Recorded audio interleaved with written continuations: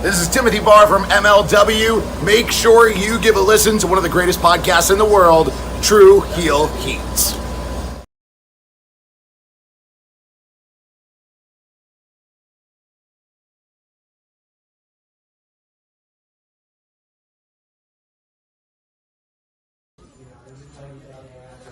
This is the knockout artist, Chris Hero. And if you're looking for some true heel heat, you better listen to them boys.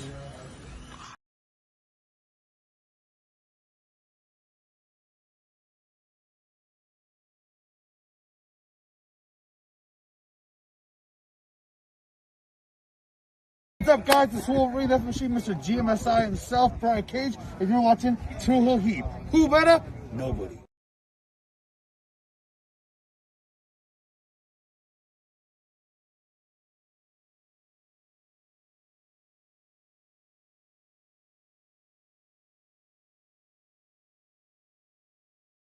Hello everyone, it's the hardcore legend Mick Foley wishing a nice day to everyone there, right there at True Heel Heat. Yeah!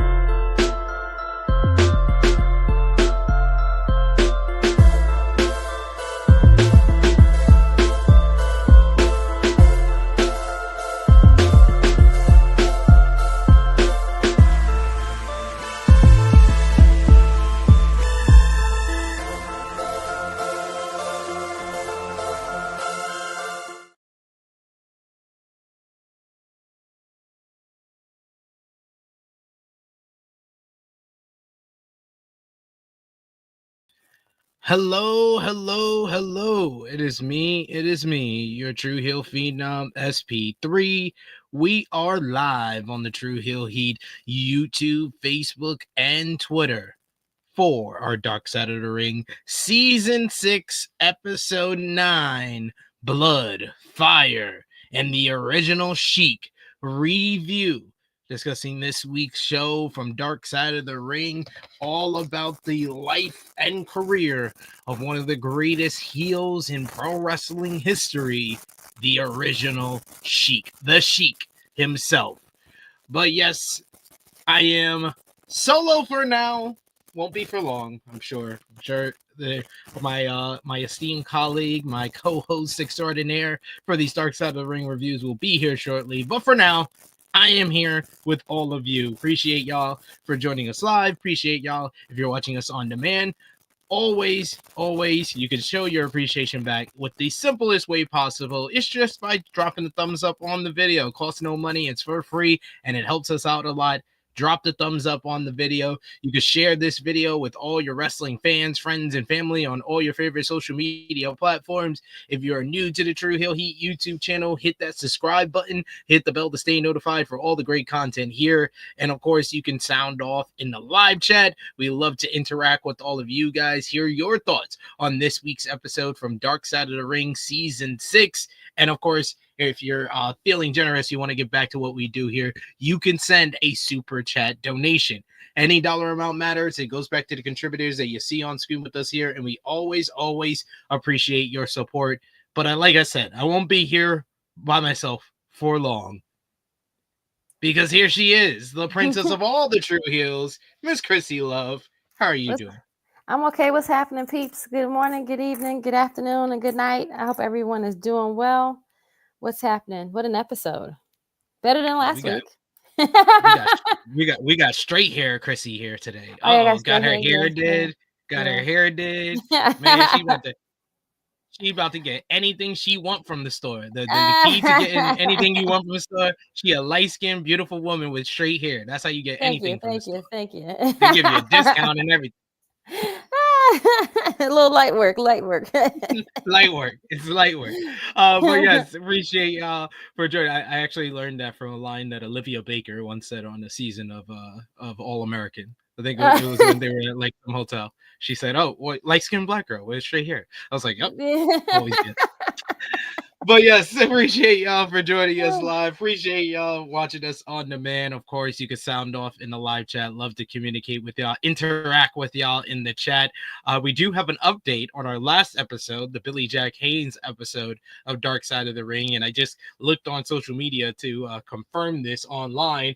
And yes, Greg Carter is correct. Greg Carter II, who says, in an update, Billy Jack Haynes was found not fit to stand trial. He's actually been transferred to the Oregon Family Hospital. They saw his episode and said, "No, bro, it's crazy." Yeah, he's unfit. Yeah, he's mentally unfit. That's what they. I can believe that though. I can believe that. I can believe that for sure. Yep, I was like, not surprised. I'm not surprised at all. After I saw that episode, not surprised at all. Okay, so yeah, makes all the sense of the world, doesn't it? Yep. Doesn't it? Mm-hmm. We got Andy in the chat. Thanks for joining us. Saying 80, excuse me. Hey SB3, just finished my graduation. Happy graduation. Congratulations. That's awesome. We got Goku in the chat. It says R.I.P. Sabu. It's crazy that he passed just before this episode. I know. Yeah. This is his last probably thing that is gonna be released as far as what he's doing in pro wrestling. This is last piece of the business that he was a part of. Not for nothing. When I saw the thumbnail of Dark Side of the Ring when I was watching it, I seen him. So I was like, oh my God, we got an episode about Sabu, not knowing that it was about his uncle. Because they'll probably do season 7. Probably do an episode on Sabu. You could do an episode on Sabu now. Now you definitely can. Yeah. We also got Alexander in the chat asking us favorite Sabu moments. Born to be Wired is definitely up there. The no rope bar wire matchup with Terry Funk. Then you got, there's many of the ECW moments. I always think about him, the Taz and Sabu rivalry, and November to Remember 1996, which was Sabu's return and the big showdown that he had with Taz when they were about to punch and then the lights go out. The crazy atmospheres that he used to be in. All of his promos with him and Rob Van Dam and Bill Alfonso, the manager of champions, and he's doing both their poses and them as tag team champions. The match with Hayabusa and Hakushi at Heatwave 1999, Shiozaki, excuse me. But yeah, that was a classic. He's had so many classic rivalries. Tomorrow on True Heel Heat, I'll go through my favorite Sabu rivals. That's what I will do tomorrow on True Heel Heat. We'll start off the show honoring Sabu on tomorrow's show. So stay tuned for that. Nice, Goku says, Imagine the court having to deal with Billy Jack Haynes' Nope. shenanigans. Mm-mm. Not even. Nope. I don't even. Ugh. Man, would have been none like it though. I promise you. One of a kind. One of a kind. He's Ah. one of a kind. Goku also says I got to give it up to when he hit John Cena with the Arabian facebuster on the announce table. Yeah. The fact that he faced John Cena is crazy. It's insane that he got to face John Cena. Yep. Black eye and all for John Cena too. Alexander says Sabu and Rey Mysterio at One Night Stand 2006. Yes, the springboard DDT into the table at ringside, and they had to go to a no contest. That was crazy. That was insane. That was good times. Good times. Sabu versus Rhino at the first One Night Stand is another one to remember. So yeah, good stuff. But let's talk about this episode here. Dark Side of the Ring, Season 6, Episode 8, Blood, Fire, and the Original Sheik. We had an opener, a teaser opener, where you had all the talking heads kind of talking about the Sheik. Jim Cornette, RVD, Sabu, and Dory Funk are all here. They note that the Sheik helped pioneer hardcore wrestling, and basically was hardcore wrestling before it even was a term. RVD says, "I have no doubt he would have liked to die in the ring," and it sounds like. Krssi, I wanted to ask you, what was kind of your knowledge, or what did you know about the original Sheik before this episode? I did not know I didn't know much about the original Sheik until I was watching it. So, like I said, I thought it was about Sabu. And then as I'm watching, I was like, oh, there's an original Sheik, not like the Iron Sheik. I was like, okay, cute. So he stole the name from him. But okay, cool. Yeah, Iron Sheik stole it from the original Sheik. Yeah, I was like, and he's actually like, he lived the gimmick, and he was like, no, he thought that who he really was. He lived the part. He was always trying to be the bad guy. So I learned. This was like one of the things where I learned a lot about the particular person that we were watching about. Very intrigued about it. Yeah. Always like those. Jim Cornette, of course, wrestling historian and former manager, is first up, and he says that he has been a lifelong fan of that started with the original Sheik.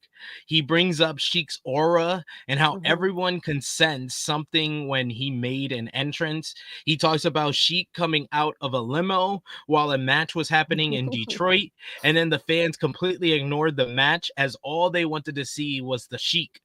Sabu introduces himself as the nephew of the Sheik. He says that his uncle made people believe even if they knew wrestling was bullshit.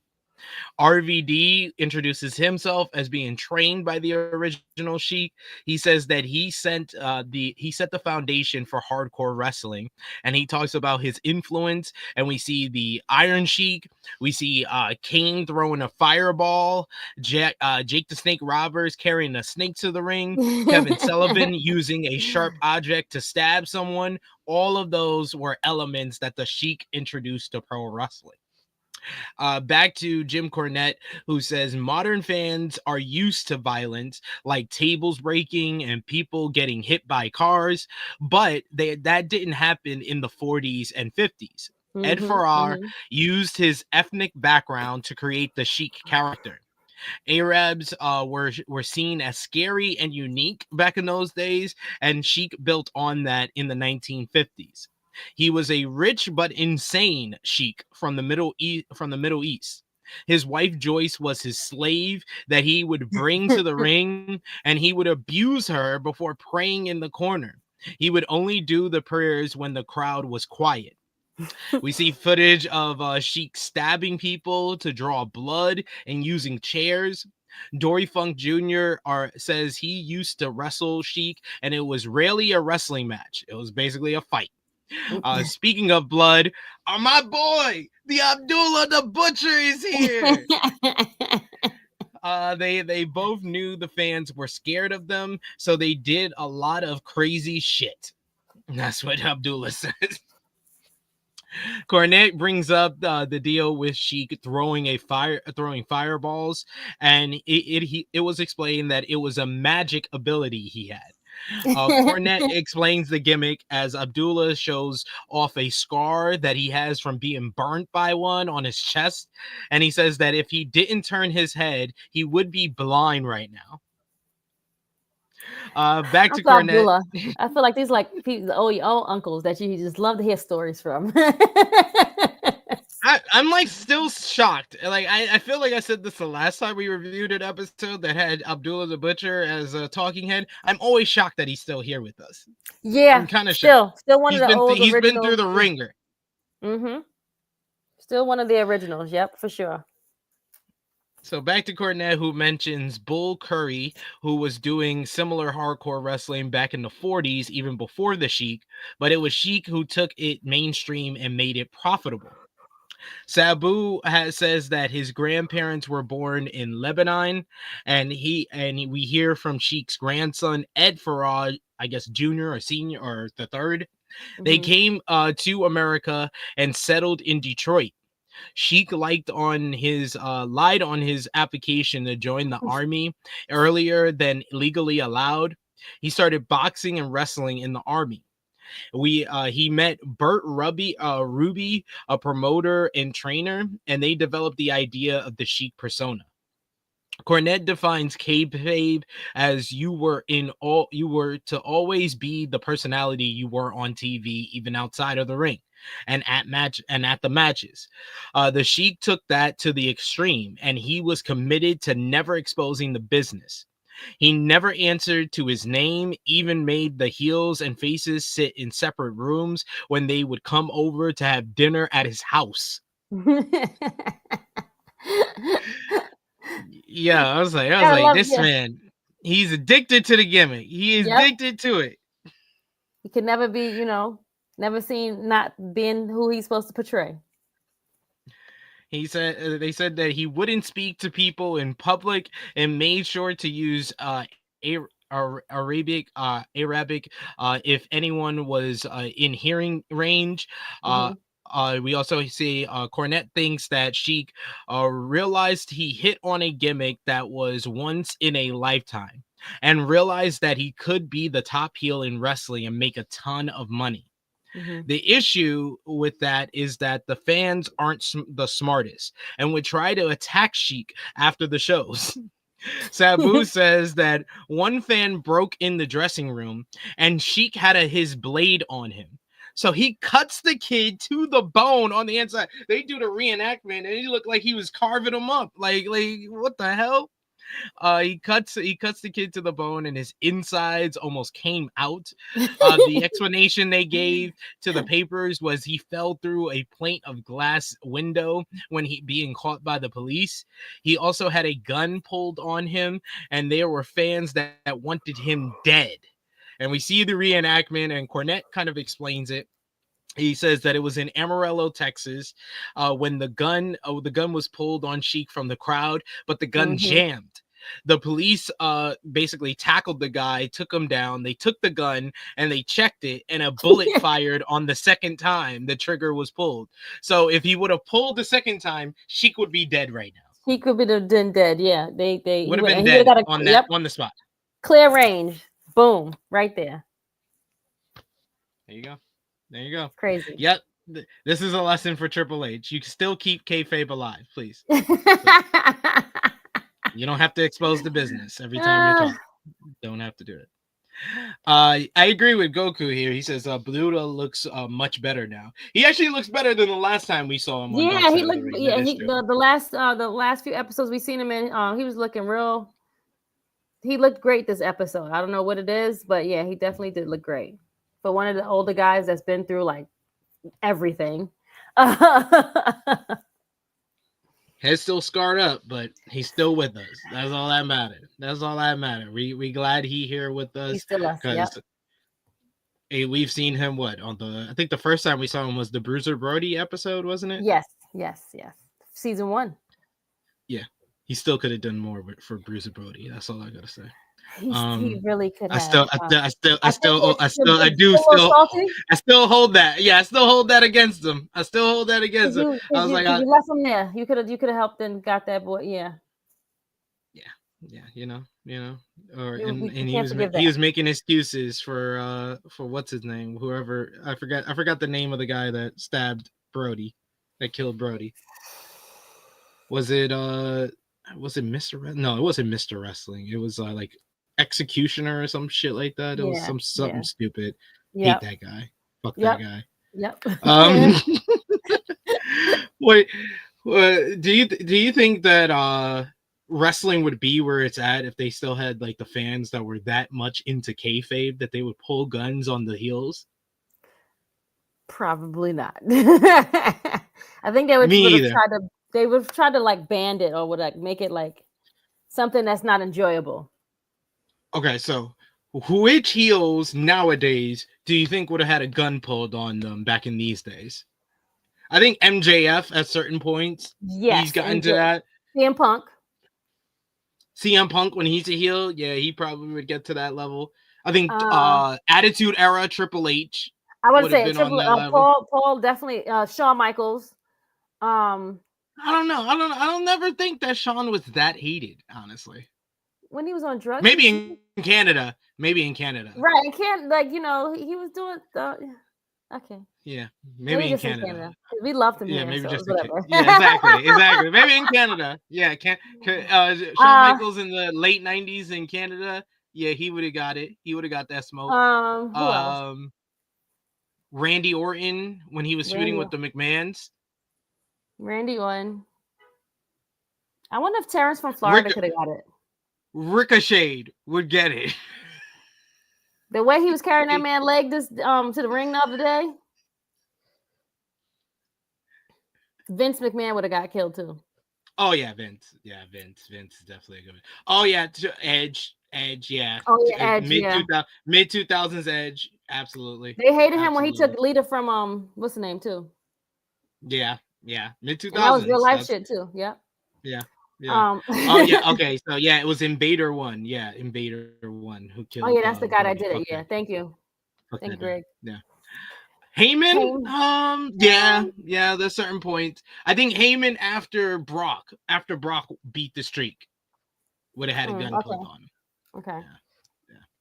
Yeah. That's what I said. I said there's a particular time for Orton, and it's Orton versus the McMahons, which is 09 Orton. Yes. 09 Orton was on his shit. But yeah, those are the heels that probably would have got a gun pulled on them. The real money was made though in wrestling in owning things. So Sheik bought Detroit's Big Time Wrestling, but he made sure nobody knew that he was in charge. He made his father-in-law Francis Fleecer the figurehead in name only. His wife ran the office, and Kelly, his granddaughter, says that her grandmother was the real boss. They ran Cobo Hall in Detroit, which fit 12,000 fans, and they filled it to capacity on a regular basis. It became the hottest building for wrestling in the country, and they were outdrawing the Pistons. Sabu says that it was the WWE the basketball team. That's crazy. And that time, says, you know what I'm saying? Yeah, fact. Says it was the WWE of the time, as Cornette goes over how if there was a no athletic commission there, and you could take whatever money you want as owner. In 73, Sheik reported earnings of $400,000, which is like $2 million today. But that was what he reported. That wasn't what he was probably getting. Right. I think Jim Cornette was fantastic in this episode. But yeah, he I mean, back then I guess they weren't really like looking to see or like how wrestling was making money. So if you reported you gave your taxes and you were getting only cash, your 1099, that's what you was gonna do. You're gonna put this, I got this amount of money. Yep. Got this amount of money, and this is what I'm gonna spend on my gambling addiction. Sabu talks about the mansion that was built, and it had a sauna and 35 rooms. Everyone had a different story. Everyone's story was different. I do love that. Like a lot of those stories said in this episode, I was like, I only believe half of these. Like Right, that's what it I'm feels like a saying. lot of this is like the whole carving up of the fan. I'm like, Yeah, I don't know yeah. if I believe. Maybe he cut him once and they just embellish it. Like they embellish all these stories because it adds to the legend of these Yep. guys. So Yep. I couldn't take. I got to take everything they say with a grain of salt when it comes to the Sheik. It's more about the legend than it is about the actual truth. Yep. Sheik loved his cars and suits and jewelry. He notes that that Sabu notes that his uncle had over 1,000 suits and wore them every day, no matter the weather. Funk said, Dory Funk Jr. says Sheik had one weakness, and it was gambling. He would burn through money in Vegas, but had to keep up with the gimmick. They bring up how the main event guys should rarely lose, but Sheik took it to the extreme as he felt any loss would take his heat away. He would sell and bleed for wrestlers, but he would never lose, which made it shocking when he would. We get to 1967, where Detroit had riots for 4 days over police raiding a bar that was in an African American area. Sheik saw that and realized losing to his top babyface, Bobo Brazil, would be the best thing. This was at a time where the blacks and the whites were still being separated in the South. Sheik once tore down the chicken wire that split the fans in the South and told the black fans to come down and join the crowd. Love Did he that. really? Love that. I love that. But This is this that man is that parting the true? Red Sea to Right, that's bring what the I'm races saying. together. Like, okay, Get in sure. my book, Sheik. He wanted to help calm down the riots and knew losing to Bobo Brazil would help. So he did that. It actually helped settle down the tension in the crowd. But Cornette notes Sheik would beat Brazil 2 weeks later to get his title back. Because he didn't like So, lose, so he did you it know, for. he kept the same energy. I can respect that though. You know what I'm saying? Like, hey, Yeah. The fans started to get tired of Sheik always winning, so they stopped coming for a while. So that kind of hurt the business there. But I mean, the fact that he lost to his top babyface because he was black to stop like race wars. I mean, which is actually you're really ahead of something. that man's ahead of his time. Yeah, and speaking of a person that people looked at them, they looked at them differently, because they were from Lebanon and whatever. Like he can relate and understand what it is to be different and not white. Also true. So the fans stopped coming, and it didn't help that the auto industry was starting to tank, as was the economy in the 70s. Sheik didn't have the money coming in, and that was going out, and could not keep up the lifestyle that he was portraying. We are up to the mid 70s, and Big Time is struggling financially, and guys are starting to leave due to not getting what they were promised. Bruno came to Detroit and told people he would not come back, as Sheik promised him $2,000 but only paid him $800, so he was no showing the return match. Big Time stopped running Kobo in 1980 as they couldn't afford it, and that was pretty much the end of Big Time Wrestling. So then Japan came calling for the Sheik, and that's what saved Sheik financially. He Young worked Sabu. Oh my god.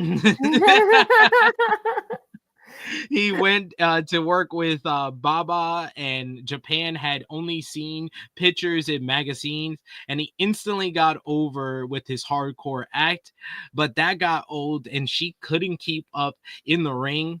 Baba stopped booking him after a few years, and he couldn't get booked anywhere else in the United States, so the money started to dry up. Sheik had sent all of his money, and Sabu can't go into it all the way as it is embarrassing. Sheik had to sell the mansion, but it was still him and his wife against the world. Sheik was well paid past his prime, but it was taking any booking just to put food on the table. He would work with Bobo in high school gyms in front of like 1,000 fans in comparison to the 1,200 that he was getting at Cobo Hall. He was born in the 20s, and yes, it was still working in the 80s just to make whatever money he could. So he was working well into his 60s at this point. And then we go to the Sheik, the trainer, as he shifted to training the next generation, and that included his nephew, Sabu. Sabu says that his uncle always took care of his mom and would beat up his dad, who was abusive to his mom. He told his uncle basically he wanted to be like him because his dad would hide under the bed whenever his uncle would come over because he was a fucking abusive dickhead. And so he said he wanted to be a wrestler, but he only did amateur wrestling. Sabu tells a story of being at a shooting when he was 19 years old, and he tried to stop the guy and ended up getting shot in the mouth. He knew then that he wanted to start training as a pro wrestler. Sheik took him to a cabin and told him that he would be there for a year. He had to do chores each day and set up and tear down the ring. He would wash cars and clean the cabin when it wasn't even dirty. Sabu did whatever was asked and never questioned it. Sabu adopted a lot of the Sheik's character, but was more acrobatic and more of a daredevil with it. Cornette says, I didn't think Sheik ever climbed the top rope in 50 years.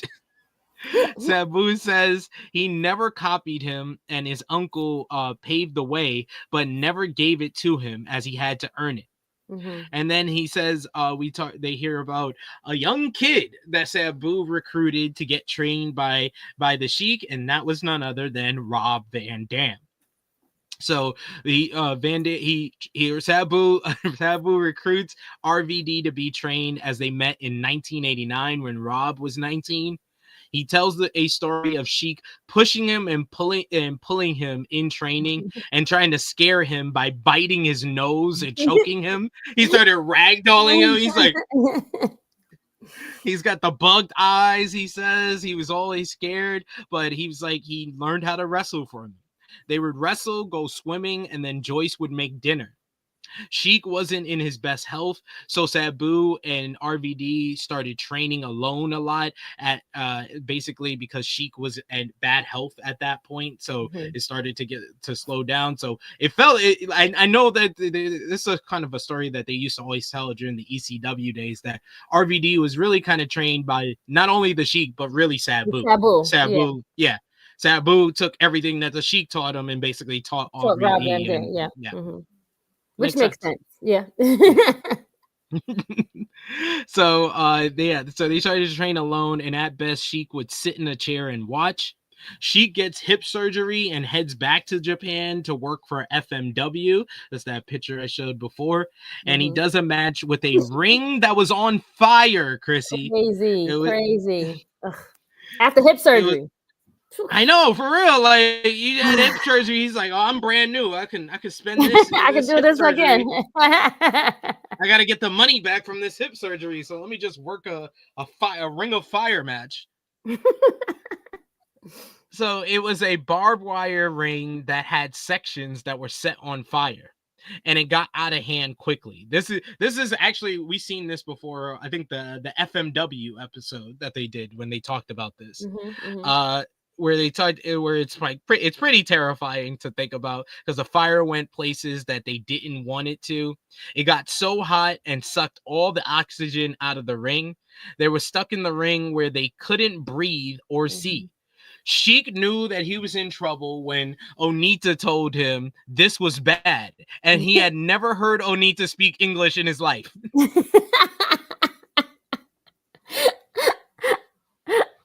Like, let you know we gotta get up out of here. Like, mind you, he just came off a hip surgery. He's like in his 60s, 70s. What the fuck are we doing? Still living the gimmick. Still gotta put on his good matches, whether burn or death or whatever. Like, still gotta do it. This is true. Goku, I agree with you. He said 30 plus rooms. I don't know if that's true. Yeah, this is all like that's what I said. This whole episode is a lot of kayfabing, brother. We're kayfabing. We gotta live Now the gimmick, you know. He you had a gotta live the mansion gimmick, with yeah. 30 rooms and a sauna. Son, I could believe not 30, but whatever. We got Alexander who says Sheik for the brothers always invited to the cookout. Sabu Yep. invited to the cookout, and the Sheik. He got inducted in. Sabu's invited to the cookout just off of relation.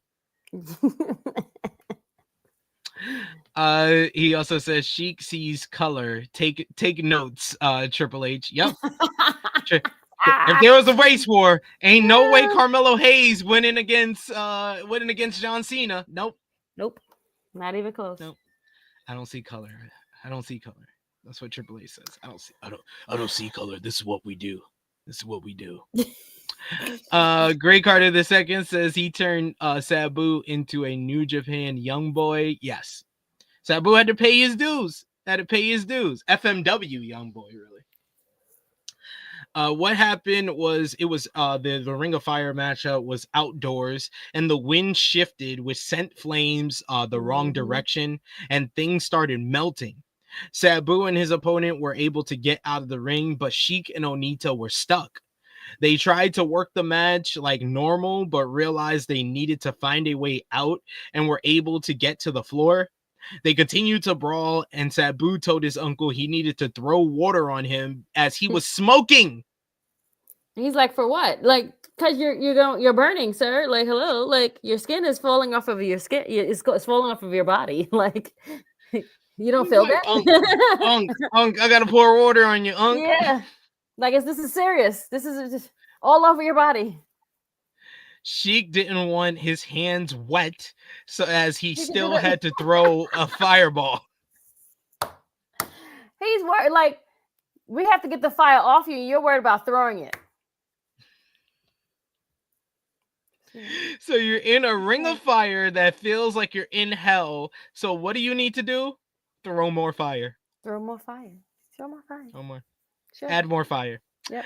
His skin was sloughing off, and he was still doing Sheik things. Meanwhile, the passengers on the plane back to America were disgusted as they could smell burnt flesh. Disgusted again.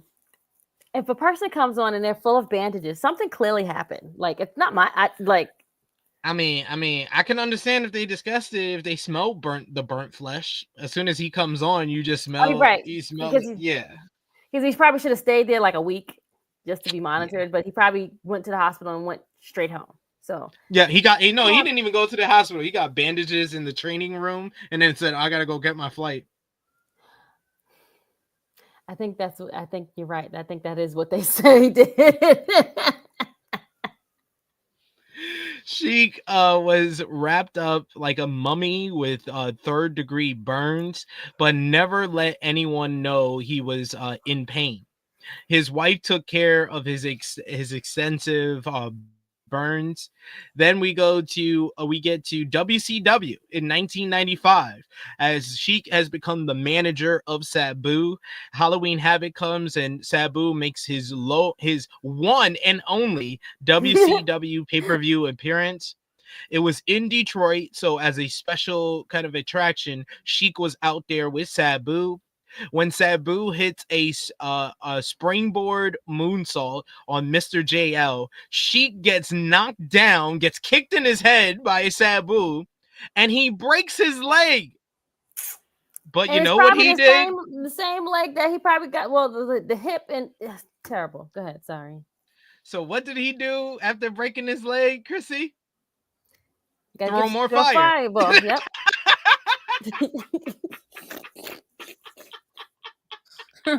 Ring of Fire match is going insane. What does Sheik need to do? Throw a fireball. Mm-hmm. Break your leg in a match that you're only supposed to be the manager in? Throw him another fireball. And I just think it was just this timing that he shouldn't have been in that spot. He just was too close, and his own nephew just hit him. So hit him right upside the head. I was like, oh god. Oh god. I remember watching that for rewind, and I was like, God damn, Sheik. God damn. God damn.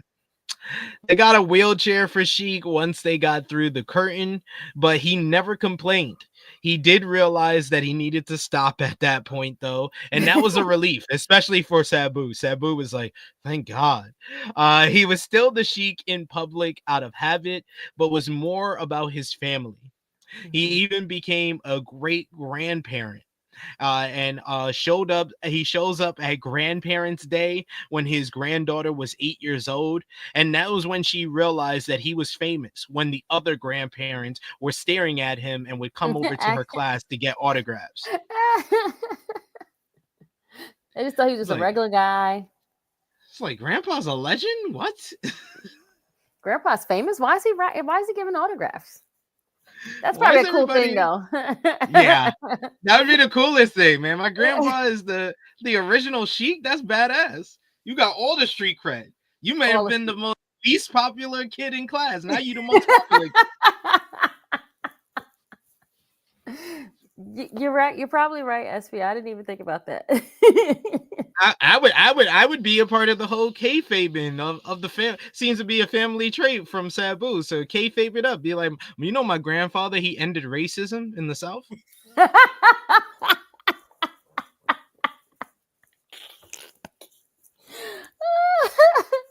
He helped do it. I think he did it in Detroit. He did it down south. You know, he pioneered it.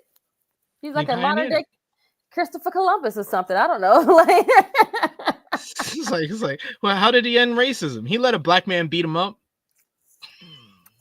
and win. And won. And he won. And he won. Key element there. Key element to this story. Don't forget that. And he won.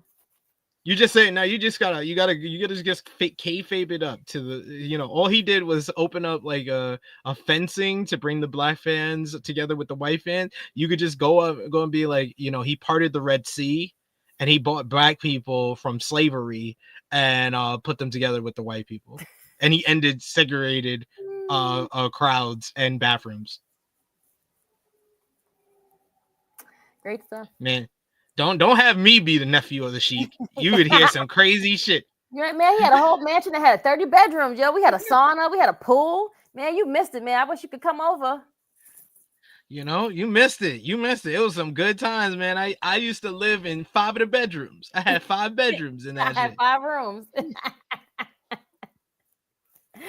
He did part the sea with deathmatch wrestling. He did too, and he let a black man beat him. During a race war. Goku says Sheik, advocate of equality with fireballs. Absolutely. He's an activist. He's for the culture. Sheik for the culture. On the culture. By the early 2000s, Sheik was having organ failure and cancer. The last 2 years were spent in the hospital, and his grandkids made sure to see him every other day, as their grandmother didn't want him to be alone. We see he passed away surrounded by love. You could tell how much these kids loved their grandfather, especially how they talked about him throughout. This was like the extreme juxtaposition from like the past few episodes, like Billy Graham and Billy Jack Haynes, where you know, the people that left behind have some resentment or had their issues with them. Like, there was none of that with the Sheik. Everybody talked about the Sheik like they loved him to death. Like the friend, oh my god, the friend breaking down. Yes, and he said he still got the flower. Oh man, yeah. I felt that. I was like, damn, yo, these niggas love this dude. Sabu says that he was on a plane traveling to Japan and didn't know. He said that people would come up to him and tell him, you know, sorry about your uncle. And he just knew that his uncle was sick. So he just figured everybody found out that his uncle was sick. And he lets us know, of all the people who lets him know his uncle is dead, it is fucking Bill Goldberg.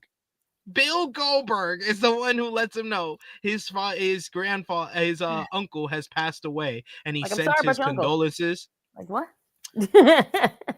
He gets emotional talking about staying to wrestle, as that is what the Sheik would want him to do. That's what his aunt tells him. And he missed the funeral, but to him, funerals are just a way for those living to show they cared, and Sabu knew who cared. Even the priest at the funeral called him the Sheik.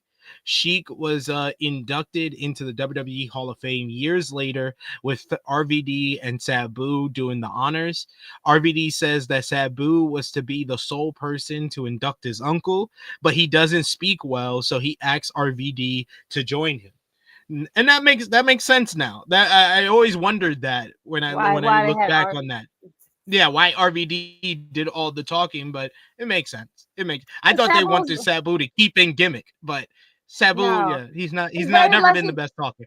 Right. I was about to say he's never been one to be like very talkative or whatever. He's always been he's like, I just go to wrestle. Like so, and even like with him speaking for this thing, like he was everything was very like kept like straightforward and nothing more, you know what I'm saying? So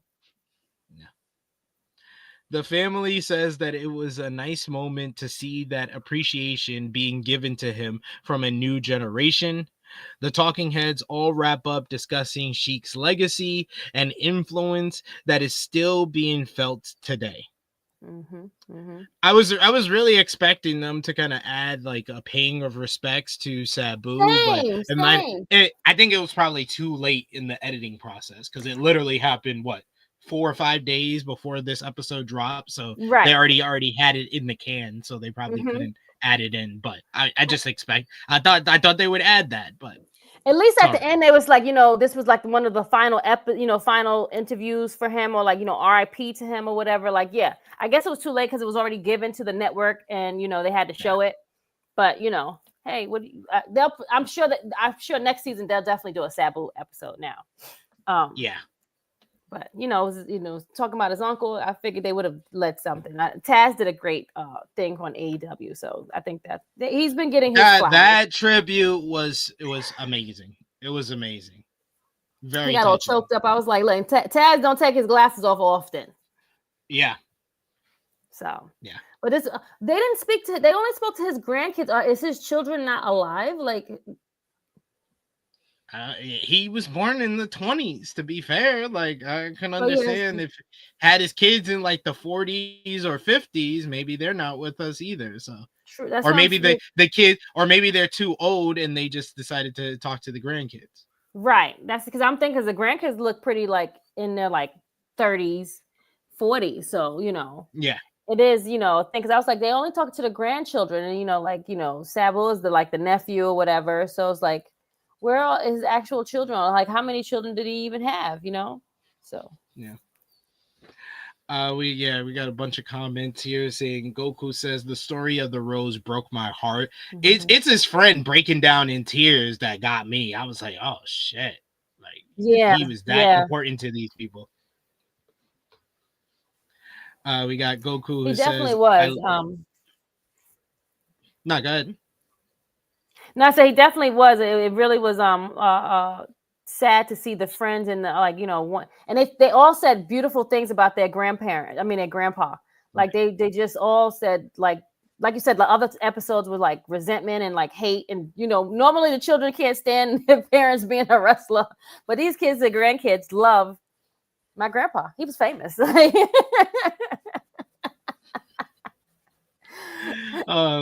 They talk about it with pride. We're not always used to that from the next generation. Correct. Because there's always kind of that resentment. Oh, they weren't around, or they were doing this and that. So it's nice to see like a next generation that appreciated it. Yep. Absolutely.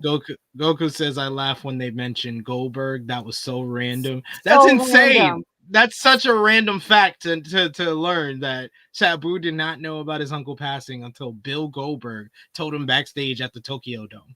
And I was like, Bill Goldberg was at the Tokyo Dome? What the hell was he doing there? He didn't even know how to wrestle. Still a star, despite not knowing how to wrestle. Still a star. You're absolutely. Listen, he's charismatic. He can put on a great show. He just can't wrestle. That's all. We also got Goku who says probably didn't have time to add the Sabu treatment. Yeah. It's just a couple of days before this. So, You have Power what, Drive Sunday? finisher. Yeah, Power Drive finisher. Thumbs up. You gotta look to the sky. Look to the sky when you do it for Sabu. We got RVD. RVD being under Sheik's wing was so tight. Says Power Driver finisher. Yeah. He always showed that love to the Sheik throughout his career. Like I knew when back in his ECW days, like Joey Styles used to always mention that both guys were trained under a Sheik. That's how they became a tag team, and they were longtime kind of friends with one another. And that their tag team, their whole stable with Bill Alfonso, like that's one of my fondest memories of the ECW days right there. But we've made it to the end of another episode of Dark Side of the Ring Season 6. As always, final call for Super Chat donations. And of course, let us know your match of the night. Oh, excuse me, not match of the night. No, I'm gonna say I'm thinking I'm doing Dynamite review again. I meant MVP, LVP, whether you gave this episode a thumbs up, thumbs down, thumbs in the middle, and out of 10, what did you give this episode of Dark Side of the Ring Season 6? But for me and Krssi Love, for episode 8, Blood, Fire, and the original Sheik, in 3, 2, 1. Thumbs up across the board from both of us. Fireworks for the original Sheik. Krssi, out of 10, what did you give this episode? I am going to give this episode a 9. Yeah, I was gonna go 9. I was going 8.5, 9, but just for Sabu, this being the last time that we hear from Sabu, that's an extra bit. So yeah, 9 out of 10 sounds 9 good out of to 10, me. for sure. Yep. I was gonna do 8.5 too, but I was like, no, 9 is much better deserved for this. It was a great episode, so yeah. MVP, I'm gonna give it to the Sheik's family, Sabu and the grandkids. All of the family, and the grandkids, absolutely, all of them deserved it. LVP, New Japan for trying to set him on fire and almost killing him. No, not New Japan. It's FMW. FMW. Sorry. I mean, they didn't try to set him on fire. I know they didn't try. That wasn't their fault. I'm sorry. Okay. This is hard. There's really no LVP. Like I feel. This is like there's no like villains here. Like Vince is not involved in this story and stuff like that. Exactly. The fan who pulled the gun out on him. Yeah. Okay. That's fair. I like that. Goku said racism. Fire. Great Carter II said fire. Throw a fireball. Scratch on my finger. Throw a fireball. Honorable mention to Jim Cornette and Abdullah the Butcher. I feel like all of the support and the friend. I think everyone did a great job telling this story. The supporting people, for sure. But yeah, I guess the person that tried to kill him and failed, dumbass. Yes. Who the gun jammed on him and he didn't know to pull the trigger again. And the dumb cop who did pull the trigger and it did go off. What an idiot. I'm like, what are you doing? Like, and then you have it pointed towards people. Dummy. Gonna shoot a fan in the crowd. Correct. Power finisher says 9.5 out of 10 because it wasn't dark, but Sabu having some final words in there. Yeah, this wasn't like necessarily a Dark Side of the Ring episode. It's similar to like the Hot Stuff Eddie Gilbert episode, but like with Hot Stuff, I knew a lot of that already. So I didn't like learn anything too much, and it was more talking about his career. And they did have a dark side with him, with his addiction to painkillers, but they didn't really dive into that too much. Right, so it wasn't as much of a Dark Side of the Ring. The dark side of this episode is more of like, what's the downside from the heights that you get into the wrestling industry, that you can go to the lows, but he decided to use that darkness to help out the future of the industry and gave us two of like a lot of our all-time favorites in Rob Van Dam and Sabu. And then the fire from FMW is just that's honestly a funny story because he so much loves fire. Exactly. Goku says next week's episode is going to be a rough one with Daphne. Yes. What's next I week's already one? seen. It's on Daphne. It's on Daphne. Okay. Yeah. But I did read something before we went live here. I think Daphne's daughter went on social media and basically said that she refused to take part in the episode. I have the article here from 411 Mania. It says next episode of Vice's Dark Side of the Ring will look at the life and tragic death of Shannon Spurl, aka Daphne. In a post on Twitter, Daphne's daughter Jamie Lynn Single said that she refused to take part in the episode.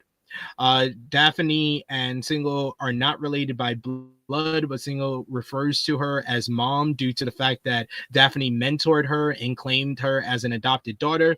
She wrote, "With all due respect, I couldn't be part of this, cannot watch this. Please do my mom right."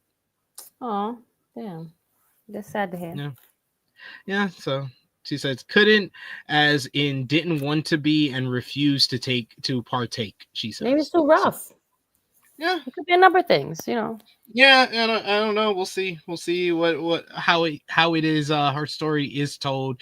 She did take her life, so I know that has to be hard for the people that they leave behind and that love them. So, we got Power Drive Finisher. He says Cornette told that part so well, as also adding to the myth, the legend of anything. He always does well at that. Cornette is really good on this show. Mm-hmm. Alexander Fitzgerald says, "I'm slowly getting back into Dark Side of the Ring. I had to take a break from the Junkyard Dog episode. That was sad." Yeah.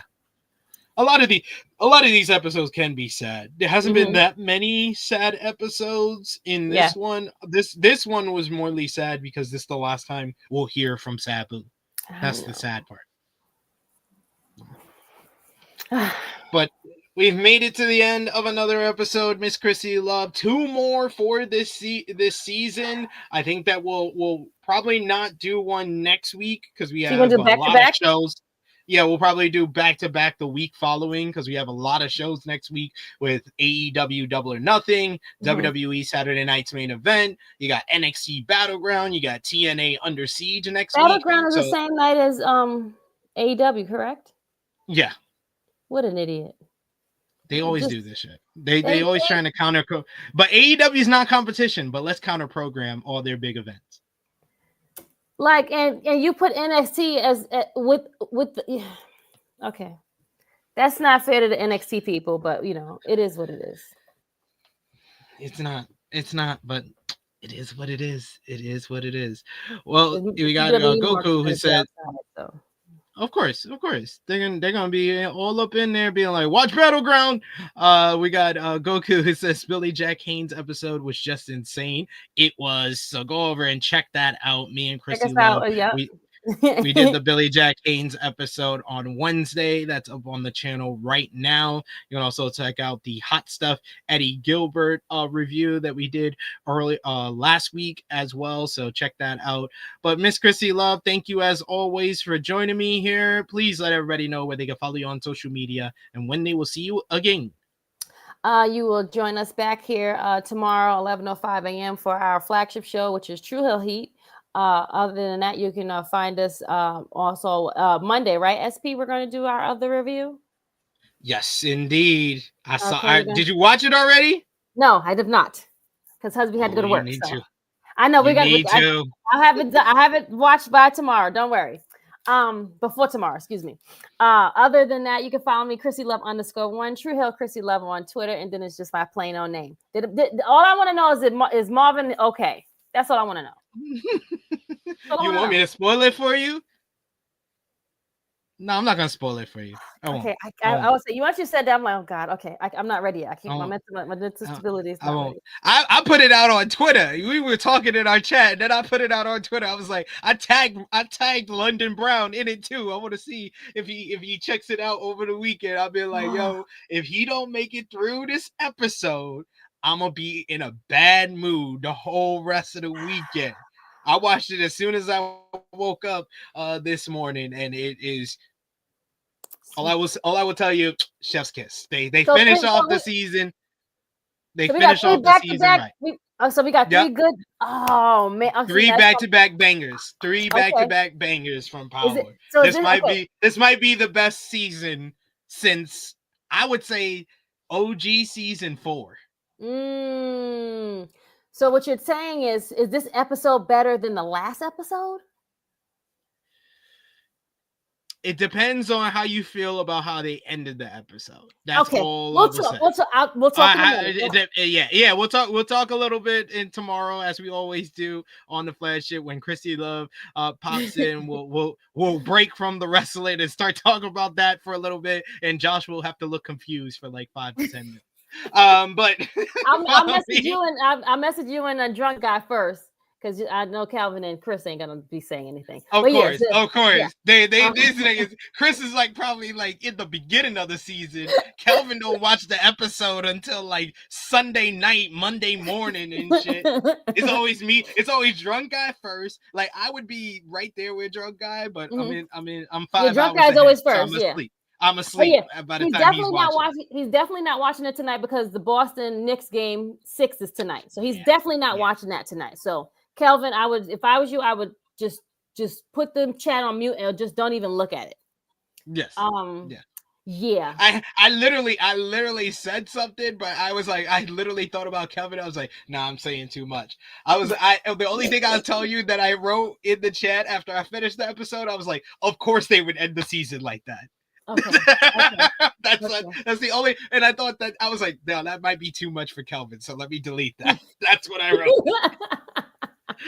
All right, but follow me on the Twitter machine at TrueHillSP3. Follow the gang, Facebook, Twitter, Instagram, TikTok at TrueHillHeat, Patreon.com/TrueHillHeat. $3 a month gets you exclusive content. The best way to support us when we are not live here. Check out all the great content we got on the channel right now, like AE Ramble episode 198 review.